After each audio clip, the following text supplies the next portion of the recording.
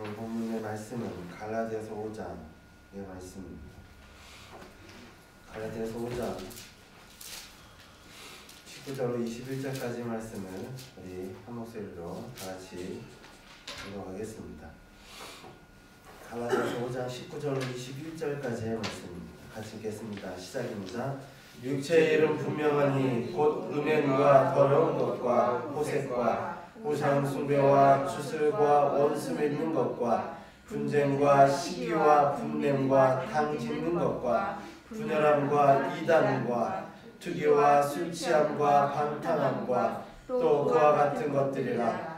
전에 너에게 경계한 것 같이 경계하노니 이런 일을 하는 자들은 하나님의 나라를 위협으로 받지 못할 것이요. 아멘. 오늘은 성령의 9가지 열매 준비 9번째 시간입니다. 육체의 일 4번째 시간입니다. 오늘 원래 투기, 술 취함, 방탕 이렇게 3가지를 살펴보려고 했는데요. 투기에 대해서 살펴보다 보니까 분량이 너무 많은 거예요. 그래서 오늘은 투기만 볼 거예요. 투기만. 전에도 살펴보았듯이 육체의 일은 분명하니 라고 시작되는 이 일, 음행과 더러운 것과 호색, 그것은 그리고 우상숭배와 추술과 원수 맺는 것, 분쟁과 시기와 분냄과 당짓는 것과 분열과 이단, 이렇게 여러 가지 이야기를 했습니다. 오늘부터 시작되는 것은 내 마음에서부터 시작되는 나의 육체의 일이라고 말씀드릴 수 있습니다. 투기와 술 취함과 방탕함. 오늘은 투기에 대해서 살펴보려고 합니다. 예전에 이런 드라마가 있었습니다. 1992년에 나왔던 드라마입니다. 다 아실 거라고 생각합니다. 정의는 잘 모르겠지만 예전에 아주 유명했던 드라마인데요. 1992년에 방영되어 있던 드라마, 최수종 씨와 최진실 씨가 주연했던 드라마 뭔지 아시나요? 생각이 안 나시죠? 바로 질투라는 드라마입니다. 질투. 그 당시에는 굉장히 많은 이슈였고 굉장히 많은 사람들이 보았던 드라마였습니다. 그 가사가 있는데요. 유승범 씨라는 사람이 불렀던 질투라는 가사 중에 이런 가사가 있더라고요. 가사를 잠깐 보면 이렇게 보이죠. 넌 대체 누굴 보고 있는 거야? 내가 지금 여기 눈앞에 서 있는데 날 너무 기다리게 만들지 마. 웃고 있을 거라 생각하지 마. 생각나세요? 안 나세요? 넌 대체 누굴 보고 있는 거야? 이런 노래예요. 많은 것을 바라지 않아. 그저 사랑의 눈빛이 필요할 뿐이야. 나의 마음 전하려 해도 너의 눈동자는 다른 말을 하고 있잖아. 서로를 잘한다고 느꼈지. 그래서 사랑이라 생각했어. 너무 멀지 않은 곳에 있어줘. 언젠가 너는 내게 말할 거야. 사랑한다고. 넌 누굴 위해 웃고 있는 거야. 내가 지금 여기 눈앞에 서 있는데 날 너무 기다리게 만들지 마. 항상 곁에 있다고 생각하지 마. 많은 것을 바라지 않아. 그저 사랑의 눈빛이 필요할 뿐이야. 나의 마음 전하려 해도 너의 눈동자는 다른 말을 하고 있잖아. 서로를 잘한다고 느꼈지. 그래서 사랑이라 생각했어. 너무 멀지 않은 곳에 있어줘. 언젠가 너는 내게 말할 거야. 사랑한다고. 이런 가사가 있는 그 질투라는 내용의 가사예요. 질투라는 드라마는 당시 최고의 드라마였습니다. 그 이유는 보는 이들의 마음을 잘 대변했기 때문이라고, 표현했기 때문이라고 말합니다. 그 가사의 내용을 보면 질투라는 마음이 어떠한지에 대해서 잘 표현되고 있습니다. 이 질투라는 마음은 왜 생길까요? 그리고 그 질투는 우리의 마음과 생각을 어떻게 만들까요? 가사를 보면요, 그 마음에 질투가 생기게 되는 이유에 대해서 나오고 있습니다. 그것은 무엇일까요? 바로 말하지 않는 데 있다는 거예요. 그 가사를 쭉 보게 되면 말을 하지 않아요. 눈빛만 보는 거예요. 서로에 대해서 잘 안다고 생각을 해요. 서로의 마음을 잘 안다고 생각을 해요. 그런데 말을 하지 않아요. 말을 하지 않으니까 오해가 생기게 되고 그 오해로 인해 질투가 생기게 된다라는 것입니다. 서로가 서로를 잘 안다고 말합니다.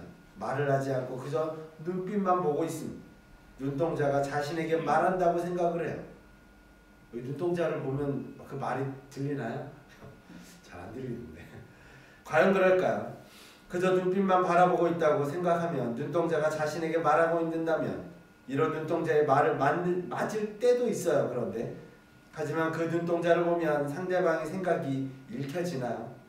그것은 자신의 생각, 느낌, 감정에 따라 다르게 느껴지는 것이기에 올바른 것이라 말할 수 없습니다.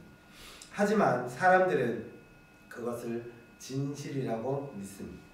마치 나에게 이런 말을 한 것 같다라는 거예요. 그런 느낌, 이런 생각을 해본 적이 있으시죠? 누구나 있어요. 질투해 보신 적 있으세요? 다 있어요.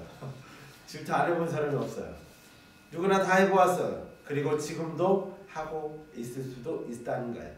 질투는 우리의 삶에 항상 같이 있는 것이기에 오늘 본문은 말씀하고 있어요. 그런데 본문은 질투가 없어요. 질투라 말하지 않아요. 투기라고 말하고 있어요. 근데 왜 질투를 살펴볼까요? 먼저 본문을 살펴보겠습니다. 갈라디아서 5장 21절을 개정개역으로 한번 읽겠습니다. 시작입니다. 투기와 술취함과 방탕함과 또 그와 같은 것이라 전에 너에게 경계한 것 같이 경계하노니 이런 일을 하는 자들은 하나님의 나라를 유업으로 받지 못할 것이요. 개정개역에는 투기와 술취함과 이렇게 말해요. 세 번역을 보겠습니다. 세 번역 같이 읽어볼게요. 시작입니다. 질투와 술취함과 흥청망청 먹고 마시고 노름과 그와 같은 것들입니다. 내가 전에도 여러분들에게 경고하였지만 이제 또다시 경고합니다. 이런 짓을 하는 사람들은 하나님의 나라를 상속받지 못할 것입니다. 현대인의 성경에서도 이렇게 말해요. 질투와 술, 주정과 흥청됨을 먹고 마시는 것과 이렇게 말해요. 투기를 질투로 표현하고 있다는 거예요. 그래서 투기라 말하면요. 투기 어떻게 보면 잘 아는 것 같은 단어예요. 그렇죠? 투기 잘 아시죠? 근데 이거를 표현하라 그러면 뭘까? 이런 생각이 드는 게 투기라는 단어예요. 그래서 오늘은 질투라는 단어로 살펴보려고 합니다. 투기라는 단어를 살펴보면요. 투기는 시기하는 감정, 타인을 인정하지 못하고 미워하는 감정, 이런 것을 투기라고 합니다. 성경에서는요. 시기, 질투 이렇게 두 가지로 나눠서 투기에 대해서 보는데 시기에 대해서는 마태복음 27장 18절에 이렇게 말해요. 이는 그가 그들의 시기로 예수를 넘겨줄 줄 알미라면서 시기에 대해서 말하고 있고 에스겔 35장 11절 이거 다 같이 읽겠습니다. 시작입니다. 그러므로 주 여호와의 말씀이니라 내가 나의 삶을 두고 매이지 않으니 내가 그들을 미워하여 노하며 질투한 대로 내가 내게 행하며 너를 심판할 때 그들이 나를 알게 하리라 이렇게 말하고 있어요. 질투에 대해서. 이는 인간의 죄악된 본성에서 의한 것으로 본문에서 말씀하고 있습니다. 오늘 본문에는 그렇게 말씀하고 있어요. 또한 인간 관계를 악화시켜 분쟁의 원인이 되는 것으로 표현되기도 합니다. 그래서요. 욥기서 5장 2절에 보게 되면 이렇게 말씀하고 있습니다. 같이 읽겠습니다. 분노가 미련한 자를 죽이고 시기가 어리석은 자를 멸하느니라. 세 번역으로 보면 미련한 사람은 자기의 분노 때문에 죽고 어리석은 사람은 자기의 질투 때문에 죽는 법이다. 이렇게 말씀하고 있어요. 어리석은 사람은 자기의 질투 때문에 죽는데요. 미련한 사람은 자기의 분노 때문에 죽고요. 아가서를 보게 되면 8장 6절에 같이 읽어볼까요? 너는 나를 도장같이 마음에 품고 도장같이 팔에 두라. 사람은 죽음같이 강하고 질투는 수월같이 잔인하며 불길같이 일어나나니 그 세계가 여호와의 불과 같으니라. 이렇게 말씀합니다. 질투가 우리는 보면 되게 작은 것 같죠. 질투하는 마음 이거 굉장히 작게 느껴져요. 그런데 성경을 계속 보게 되면 그게 달라요. 고린도전서 3장 3절을 볼까요? 시작합니다. 같이 읽겠습니다. 너희는 아직도 육신에 속한 자로다. 너희 가운데 시기와 분쟁이 있으니 어찌 육신에 속하여 사람을 따라 행함이 아니리요. 고린도후서를 볼까요? 12장 20절인데 시작입니다. 내가 갈 때에 너희가 내가 원하는 것과 같이 보지 못하고 또 내가 너에게 너희를 원하지 않는 것과 같이 보일까 두려워하며 또 다툼과 시기와 분냄과 당짓는 것과 비방과 수군거림과 거만함과 혼란이 있을까 두려워하고 이렇게 말씀하고 있어요. 이를 보게 되면 투기를 살펴보는 것보다 질투를 살펴보는 것이 더 우리에게 친숙하게 다가와요. 시기는 남을 향한 이웃의 관계에 있어서의 관계의 마음이에요. 시기는 이웃과의 관계. 그러면 질투는 나를 향한 마음에서부터 오는 감정이라는 거예요. 그러니까 시기는 이웃과의 관계, 질투는 내 안에서 일어나는 감정. 그래서 투기라는 단어에 대해 성경 구절을 세 번이니까 현대문과 다시 한번 보면 이렇게 말해요. 잠언서 27장 4절에 읽어볼까요? 시작입니다. 부는 잔인하고 노는 참수가 없거니와 투기 앞에서 누가 서리요. 세 번요 보겠습니다. 분노는 잔인하고 진노는 범람하는 물과 같다 하지만 사람의 질투는 누가 당하여낼 수 있으랴. 현대에 있는 성경을 볼까요? 분노가 잔인하고 파괴적이긴 하지만 질투에 비하면 아무것도 아닙니다. 현대인의 성경을 보면 이렇게 말하죠. 분노가 잔인하고 파괴적이래요. 그 정도로 분노가 굉장한 건데 이에 비하면 질투에 비하면 아무것도 아니라. 우리가 생각할 때는요. 분노랑 보게 되면 분노가 더 큰 거라고 보잖아요.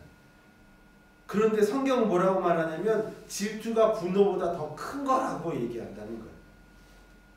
저는 이 말씀을 준비하면서 의아했어요. 우리가 감정적으로 생각할 때 질투는 작은 것, 분노는 굉장히 큰 것 이렇게 볼 수 있거든요. 그런데 그렇지 않다라고 얘기해요. 왜 그럴까? 오늘 쭉 보겠습니다.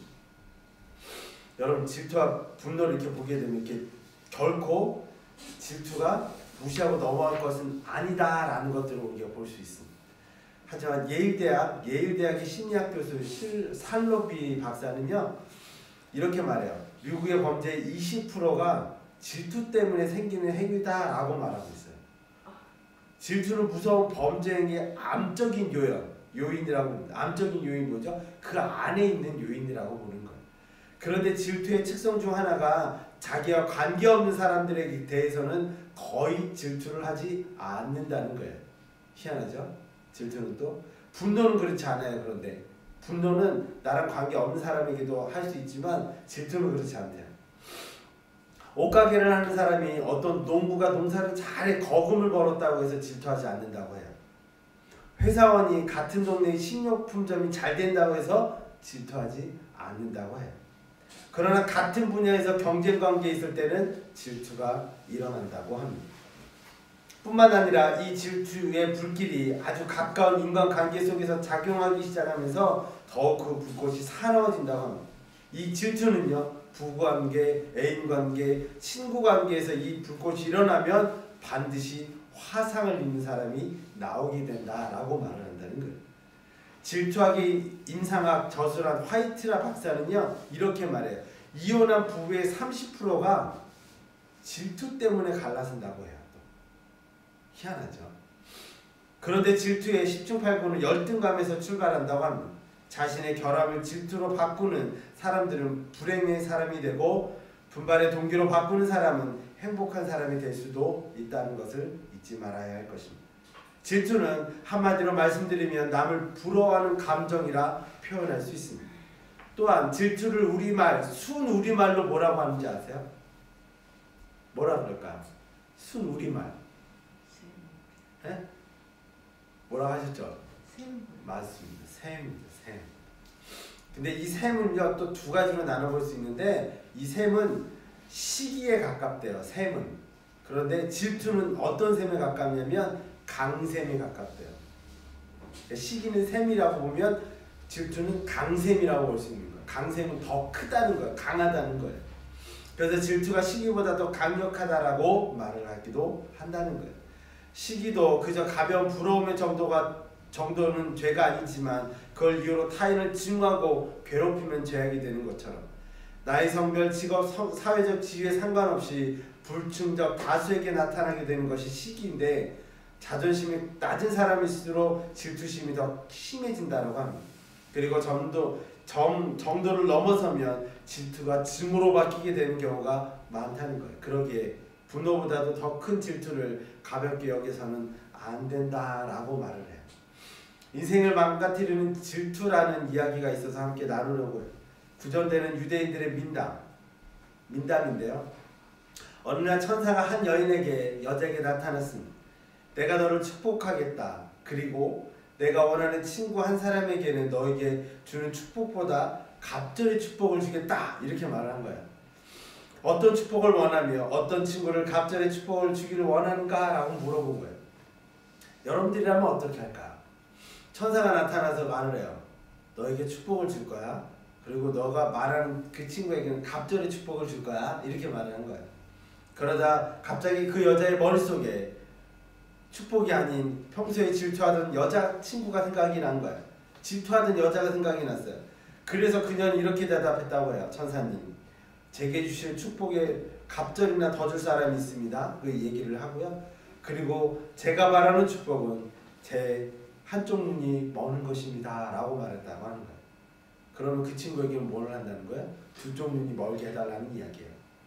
질투는 얼마나 무서운 감정인지 모릅니다. 이 여자의 어리석다고 판단되기 전에 우리의 모습도 한번 생각해 보아야 하는 거예요. 질투는 가볍게 여겨서는 안 되는 거예요. 질투는 우리로 하여금 질투하는 대상 외에 어느 것도 집중하지 못하게 만드는 것이 질투예요. 질투의 감정으로 인해 일어나는 일상에서 느껴지는 행복과 정상적인 삶, 올바른 가치관이 파괴되는 것을 잊은 채 우리는 질투하고 살아간다는 거예요. 이웃의 기쁨과 행복이 나의 기쁨과 행복이 될 수 있을 때라야 비로소 우리는 참된 평화를 누릴 수 있다는 거예요. 야고보서 3장 16절에 이렇게 말씀하고 있습니다. 읽어볼까요? 시작입니다. 시기와 다툼이 있는 곳에는 요란과 모든 악한 일이 있습니다. 이렇게 말씀하고 있어요. 질투라는 것은 어디까지나 인간이 자연스럽게 가질 수 있는 감정 중에 하나이기 때문에 무조건적, 부정적이라고 보고 부정만 할 수 있는 것은 아닐 거라는 거예요. 정도만 넘지 않는다면 인간의 입체적인 면을 보여주고 또 다른 매력을 보여주는 요소가 될 수도 있다라기 때문입니다. 그렇지만 질투는 대개 부정적인 결과를 나타내기 때문에 조심스러운 것입니다. 사실 질투 자체가 결국은 비교 우위에서 비롯돼서 사회와 서열의 개념을 갖춘 동물 집단에서도 필연적으로 나타난다라고 한다고 해요. 만악의 근원이 되기도 한다라고 얘기해요. 예를 들면 반려동물끼리 서로 질투하기도 한다는 거예요. 한 마리를 키우는 게 아니라 두 마리를 키우면 서로 막 질투를 한다는 거예요. 주인이 얘만 좋아하면, 얘만 이뻐해주면 관심을 받기 위해서 애교를 부리거나 심한 경우에는요, 그 동물은 혹은 주인까지 공격하는 경우도 있고 심지어는요 이런 경우도 있대요. 지금 준비하면서 보았는데요. 관심을 끌고 싶어서 일부러 멀쩡한 다리를 아픈 척하면서 쩔뚝거리는 고양이도 있다고 그래요. 실제 있나요? 저는 못 봤는데 있대요. 그런데 주인이 안 볼 때는 또 멀쩡하게 다닌대요. 동물들도 그런데요. 그 사람이면 얼마나 대단할 거예요. 사람이면. 그리고 연인관계, 배우자관계가 아닌 인간관계에서도 질투가 생기기도 한다는 거는, 이는 어린 애들에게서 나타나는데 자신에게 쏟았던 집안 관심이 새로 난 동생에게 쏠리면 이 질투에서 동생을 해코지한다는 거예요. 많이 보죠. 동생이 태어나면 해코지하는 거예요. 안 볼 때 막 얼굴도 막 긁고 막 때리기도 하고 막. 자신이 좋아하는 선생님이 다른 애들 이뻐하자 일부러 아픈 척하면 관심을 끄는 연기를 하는 아이들도 있다는 거예요. 희한하죠. 그런데 그렇다는 거예요. 이러한 질투에 관련해서 사덴 프로이데이라는 용어가 있는데, 타인의 불행, 비교 우위에서 느끼는 대상의 추락을 보고서 느끼는 쾌감을 이야기하는 거예요. 그러니까 다른 사람이 추락하는 것을 보고 쾌감을 느낀다는 거예요. 즉 남의 불행은 내 행복, 사람의 뇌는 열등감이 느껴지는 대상을 추락을 보고서 자신의 위치가 드높인 것처럼 쾌감을 느낀다는 거예요. 질투는 굉장히 무서운 거예요. 그래서 시노 나나미가 시기와 셈을 구분한 에세이를 쓴 적이 있는데요. 간단히 말해서 시기는요 갖지 못한 사람이 가진 사람을 부러워하는 것이 셈이래요. 그러면 질투는요, 내가 가지고 있는 것을 잃어버릴까에 대한 두려움에서 시작되는 것이 질투라고 하는 거예요. 질투는 나와 관계 있는 사람에게서 나타나는 감정이라는 거예요. 그러므로 빼앗기지 않으려고 하는 마음 때문에 더욱더 심하게 다가올 수 있는 거예요. 뺏기지 않으려고 사람들이 굉장히 노력하기 때문에 그래요. 이 질투에 대해서 많은 사람들이 명언을 남겼는데, 이를 살펴보게 되면 질투에 대해서 더 많이 이해할 수 있어요. 작가 마이클 프렐은요 이렇게 말해요. 인간에게 보편적인 특성이 있다면 그것은 성공한 사람에 대한 악의와 추모 그리고 어떻게든 그를 정상의 자리에서 끄덕이려고 하는 열망이다 이렇게 말해요. 이게 질투라는 거예요. 우리나라 속담에 이런 말도 있어요. 사돈이 땅을 사면 배가 아프다 이런 말도 있고. 호라티우스는 질투심 많은 사람은 이웃 사람들이 살을 찔 때 마르게 된다 이렇게 말을 하고, 아이거 섹스피어의 희곡 오셀로 중에 이런 말이 있대요. 오 주인이시여 각하 혹은 각하여 질투를 조심하옵소서. 질투는 사람의 마음을 농락하며 먹이로 삼는 녹색 눈을 한 괴물이니까요 이렇게 말을 하는 정도로 질투는 굉장한 거예요. 성 바실리오는 이렇게 말해요. 녹이 쇠를 좀먹듯이 질투는 그것에 사로잡힌 영혼을 병들게 한다 이렇게 말해요. 탈무드, 우리가 잘 아는 탈무드에서 뭐라고 말하냐면 질투는 1000개의 눈을 가지고 있다. 그러나 한 가지도 올바로 보지 못한다라고 말한다. 이처럼 질투에 대한 사람들의 생각은 다양하지만 질투는 긍정적으로 사용하는 것보다 부정적인 뜻으로 사용하는 경우가 더 많이 있다라는 거예요. 질투 잘 생각해야 되는 거예요. 그렇다면 이 질투에 대해서 우리는 어떠한 자세로 살아가야 할까? 이런 질투에 대해서 질투심에 극복하는 방법에 대해서 잠시 살펴볼 건데요. 살펴보면 이렇게 말해요. 질투심을 첫 번째 질투심을 이해하라라는 거예요. 그래서 당신에게 문제가 있다는 것을 인식해야 되는 거예요. 질투심을 해결하기 전에 삶을 장악하고 자신을 사랑하는 것을 방해하는 진짜 문제들을 인정할 필요가 있다는 거예요. 질투심은 매우 연약한 감정이라서 목표에 도달하고 더 나은 사람이 되는 것을 막을 수 있다라고 말해요. 여기서 질투심이 당신을 장악하는 몇 가지 신호들이 있는데요. 한번 여기 속하는지 한번 보세요. 당신이 가진 것에 감사하기보다 다른 사람들의 것을 가지길 희망하면서 대부분의 시간을 보낸다. 이런 사람이 있으십니까? 또 지속적으로 자신의 친구들, 가족들, 직장 동료들과 비교하며 항상 자신에게 부족한 점을 찾고 있다. 세 번째, 특정한 인물을 질투하며 잠시도 그의 옷, 외모, 태도들을 가지길 바라지 않고서는 함께 어울리지 못한다. 이러면 질투심이 있다는 거예요. 두 번째로는 당신의 질투심을 되돌아볼 필요가 있다는 거예요. 흉측한 녹색 용과 같은 질투심이 정말 문제라는 것을 인정하고 그것을 길들이기를 원한다면 왜 그러한 질투심의 감정을 가지기 시작했는지를 이해해야 할 것입니다. 다른 사람들이 가지고 있는 것을 자신이 놓쳤다는 감정은 삶에서 매우 부적절한 거예요. 그 감정이 어떻게 시작되었는지를 이해할 필요가 있다는 거예요. 다른 사람들이 가진 모든 점에 정말로 질투가 납니까? 다른 사람들이 당신의 질투할 만한 것을 가지고 있다고 생각하는 것은 불안함과 자신감 부족으로 힘들게 하는 거예요. 그래서 당신의 질투심으로부터 벗어나기 전에 스스로 바라보는 감점을 가지라라고 말을 하는데, 두 번째로는 상황을 개선하라 이렇게 말해요. 자신을 발전시키는 거예요. 자신감을 키우고요. 스스로에 대한 사랑하는 모든 점을 기록하고 단점들에 대한 목록도 작성하고요. 가능한 많은 단점들을 설명하면 자신이 누구인지에 대해서 더 좋은 감정을 가질 수 있다는 거예요. 있는 그대로 자신에 대해서 기분이 나아지면 질투는 훨씬 덜하게 된다라고 말을 하는 거예요. 물질적인 면도 마찬가지라는 거예요. 또한 자기 자신이 되어야 한다는 것을 기억해야 되는 거예요. 내가 다른 사람이 되어야 된다고 생각하는 거예요. 질투는. 그러면 벗어날 수가 없다는 거예요. 두 번째로 당신이 하는 일을 향상시키는 거예요. 내가 하는 일들에 더 많은 것, 더욱더 발전시킬 수 있도록, 더 많이 행복해질 수 있도록 내 자신을 향상시키는 거예요. 스스로를 위해 목표를 세우고 거기에 도달하는 거예요. 작은 일부터 시작해서 하나하나 이루어가는 것이 필요한 거예요. 세 번째로는 인간관계를 발전시키는 것이 필요해요. 친구가 매우 많거나 멋진 연인관계를 유지하는 사람에게는 질투심이 생길 수 없다라고 말을 해요. 이것은 당신의 인간관계에서 부족한 면이 있기 때문에 질투를 한다는 거예요. 가족과의 관계를 발전시키는 것이 필요해요. 애정관계를 발전시키는 것이 필요해요. 그러면 질투는 사라지게 된다는 거예요. 또한 세 번째로는 외모를 개선해야 된다 이렇게 말해요. 당신이 얼마나 많은 행운을 가졌는지를 기억하라는 거예요. 우리는요 외모를 보면서 아 나는 부족하라고 말을 하는 사람들이 많다는 거예요.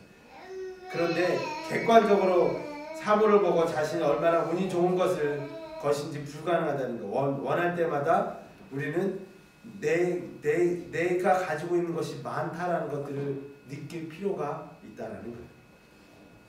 세상의 대부분의 사람들과 비교하여 얼마나 더 운이 좋은지를 우리는 알아야 되는 거예요. 여러분들이 가지고 있는 것이 굉장히 많다라는 것들을 느끼시기를 바랍니다. 당신이 질투하는 모든 누구든지 완벽한 삶을 살고 있지 않다는 사실을 알아야 되는 거예요. 제가 언젠가 말씀드렸나요? 페이스북을 보면 굉장히 힘들다고요. 그 사람들 다 잘 사는 것 같다고요. 그런데요, 그 사람들도 잘 사는 것만 올리는 거예요. 멋진 것만 올리는 거예요. 근데 저희는 바라볼 때 아, 저 사람은 잘 사는데 나는 못 사는 것 같아. 이렇게 생각하는 경우가 많다는 거예요. 두 번째로 더 너그러운 사람이 되는 거예요. 다른 사람들을 돕는 데 많은 시간을 보낼 때 우리는 너그러운 사람이 되고 그리고 그 너그러운 사람들로 인해서 우리의 질투심이 사라진다는 것. 네 번째, 긍정적인 생활을 하는 거예요. 있는 그대로의 자신을 받아들이는 것이 필요해요. 우리는요 남들과 비교하기 시작하면서 나는 있는 그대로 받아들이는 것이 아니라 내 부족한 면들만 바라보는 경우가 너무 많다는 거예요. 두 번째로는 미래에 대한 질투심을 피하는 것이 필요한 거예요. 우리는 어떠한 질투심을 가질 수 있을까? 이런 거에 대한 고민이 있어야 되고 그것들을 피하는 마음들이 필요한 거예요. 마지막으로 경고. 아무리 노력해도 다른 사람들의 관심을 끌 수 없는 것 같고 아무것도 할 수 없는 것 같은 무기력한 기분이 든다면 우울증일 수도 있으니 주변의 도움을 구해야 한다. 이렇게 말해요. 그렇다면 이 질투에 대해서 성경은 어떻게 말씀하고 있을까요? 지금까지 질투를 여러 가지 보았는데 성경은 어떻게 말씀할까요?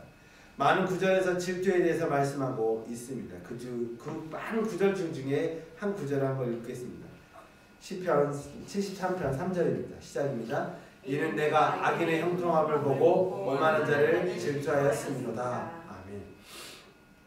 사람들은 질투에 대해서 살펴보게 되면 참 이상한 부분이 있어요. 뭐냐면 악인의 형통함, 오만한 자를 질투한다는 거예요. 그거 참 희한해요. 이를 역으로 살펴보게 되면 선한 사람, 좋은 사람이 행하는 것에 질투를 잘 표현하지 않는다는 거예요. 희한해요, 이것도. 다시 말씀드리면 질투는 선한 것에서부터 시작되는 것이 아니다라는 거예요. 이는 악한 마음에서부터 시작되는 우리의 마음이라는 거예요.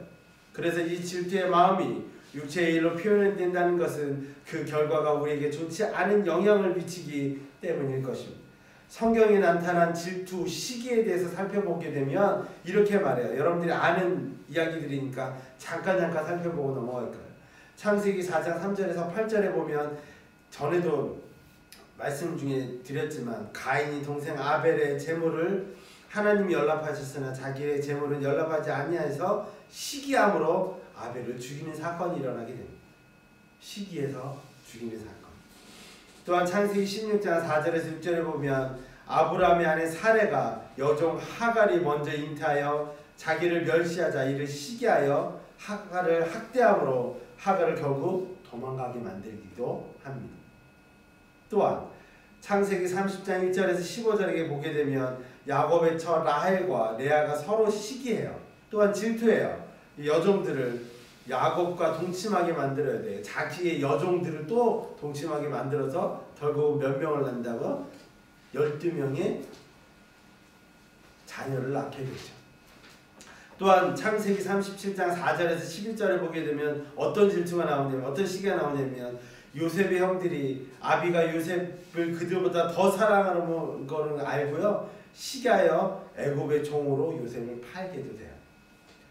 또한 사무엘상을 보게 되면 사울이 죽인 자는 천천히요 다윗은 만만이라도 하는 여인들의 소리를 듣고 시기해서 한평생을 다윗을 죽이고자 쫓아다니게 되고 다니엘서를 보게 되면 바벨론의 방백들이 다니엘을 시기하여 죽이려고 사자굴에 넣는 그런 사건도 일어나게 됩니다. 또한 마태복음 15장 90절에 보게 되면 대제사장들이 예수님을 시기해서 뭐라죠? 십자가에 예수님을 못 박게 되죠. 또한 사도행전을 보게 되면 유대인들이 바울과 바나바를 시기함으로 비방하고 핍박하는 사건도 일어나게 됩니다. 이 많은 사건들이 그냥 그 사건으로 끝날까요? 아니라는 거예요.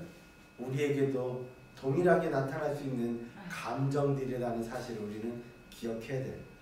그러면 그렇다고 해서 모든 질투가 좋지 않은 걸까요? 지금까지 되게 부정적인 것만 봐왔잖아요. 그럼 질투는 안 좋은 거예요? 우리의 개념성이 안 좋은 거잖아요. 지금까지 안 좋은 것만 봐왔잖아요. 그런데 성경에서는 질투에 대해서 인간의 질투를 이야기하지만 또 다른 질투를 이야기해요. 성경에서 질투에 대해서 사람들의 질투만 이야기하지 않아요. 신명기서 4장 24절을 볼까요? 같이 읽겠습니다. 시작입니다. 내 하나님 여호와는 소멸하는 불이시요 질투하시는 하나님이시니라. 출애굽기 34장 14절에 읽까요? 너는 다른 신에게 절하지 말라. 여호와는 질투라. 이름하는 질투의 하나님이시니라. 세 번역으로 보면 이렇게 볼 수 있어요. 읽겠습니다. 너희는 다른 신에게 절하서는 안 된다. 나 주는 질투라는 이름을 가진 질투하는 하나님이기 때문이다. 이렇게 말해요. 이는 십계명에 대해서 말씀하실 때 사용하는 말씀인데요. 우상숭배에 대해서 말씀하시면서 하나님은 질투하는 하나님이다 이렇게 말해요. 그럼 하나님이 질투는 이거 잘못된 걸까요? 안 좋은 걸까요? 우리 생각해볼 수 있어요.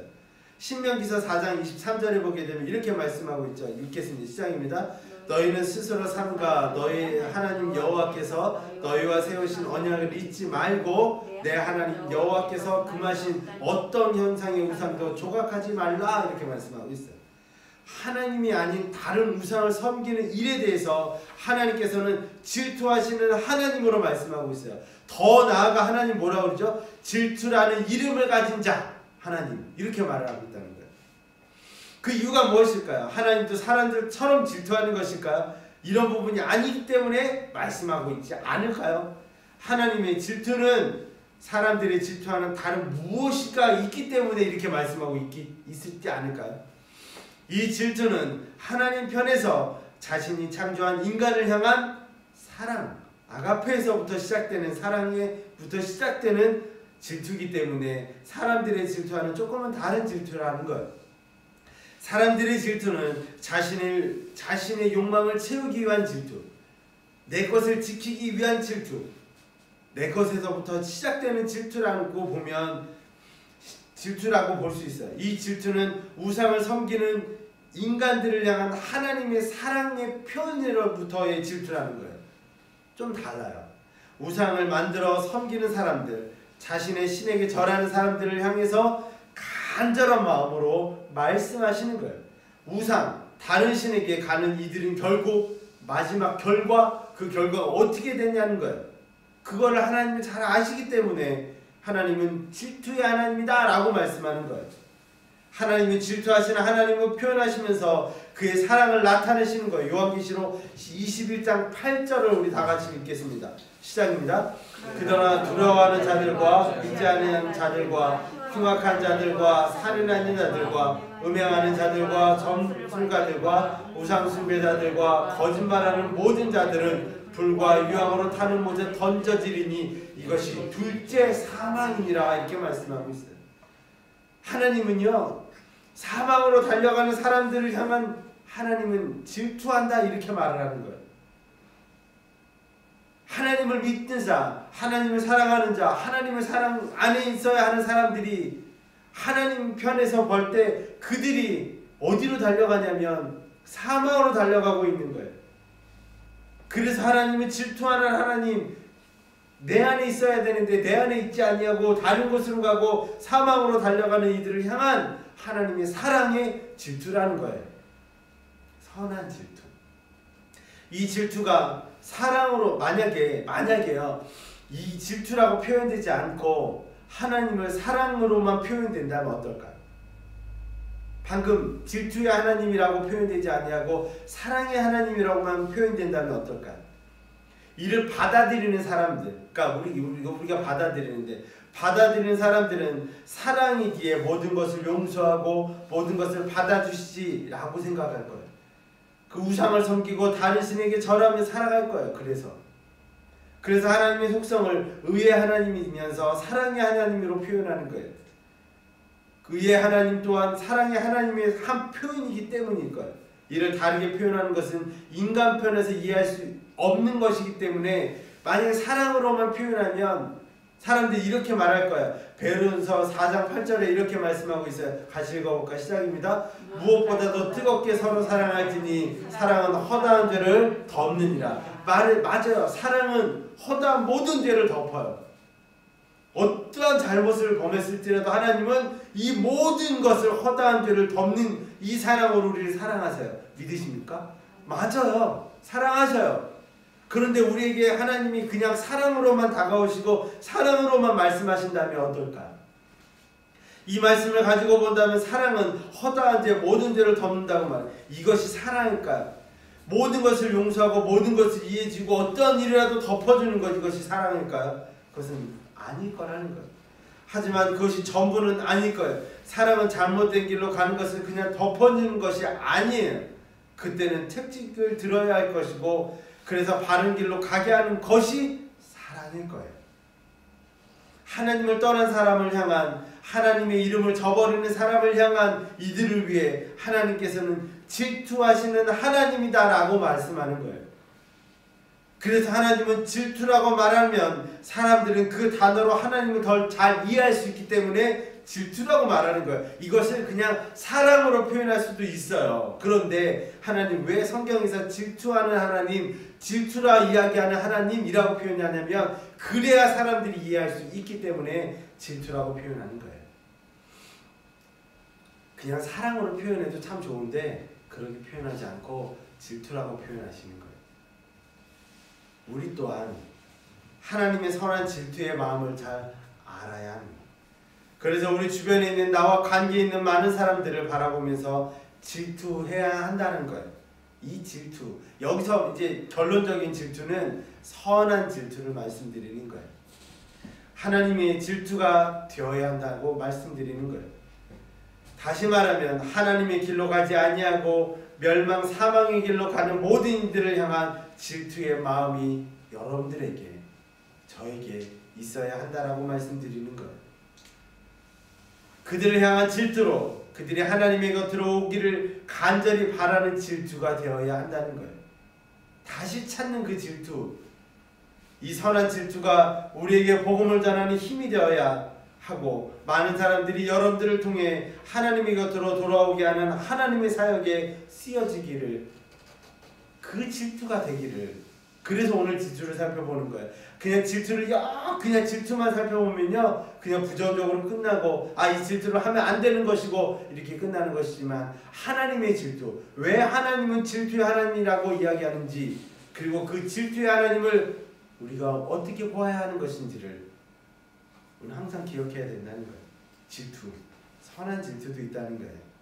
그것은 하나님 편 안에서 사랑 안에서 하는 질투, 그들이 오기를 간절히 바라는 질투, 그들이 다시 하나님께로 돌아오기를 간절히 바라는 하나님의 그 질투가 여러분들 안에 있기를 간절히 축원드립니다. 기도하겠습니다. 사랑과 은혜 하나님, 우리의 삶을 주관하시고 인도하여 주시기를 간절히 소망합니다.